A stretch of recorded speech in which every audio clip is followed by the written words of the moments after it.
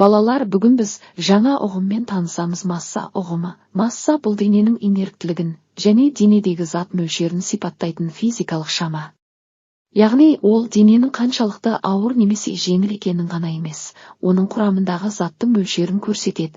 Бірдей көлемдегі мақта мен темірдің массасы неге әртүрлі екенін байқағансыңдар ма?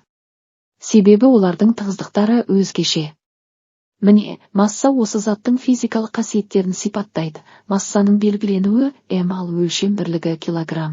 Кішірек денелердің массасын граммен, үлкендерін тоннамен өлшейміз. Мысалы, массасы шамамен 500 грамм. Бір оқушының сөмкесі 3-4 килограмм, ал жеңіл автокөліктің массасы шамамен 1 тонна. Массаны таразы арқылы өлшейміз. Таразының екі табағына бір жағынан зерттелетін денені, екінші жағына белгілі массалы гирілерді саламыз. Егер таразы теңессе, олардың массалары бірдей деген сөз. Қазір дүкендерде, зертханаларда, тіпті ас үйде де электрондық таразылар қолданылады. Олар массаны автоматты түрде экранда көрсетеді. Масса ұғымы өмірде өте маңызды. Ақ түліктің бағасы оның массасына есептеледі. Ғылыми зерттеулерде химиялық заттардың мөлшері дәл масса арқылы анықталады.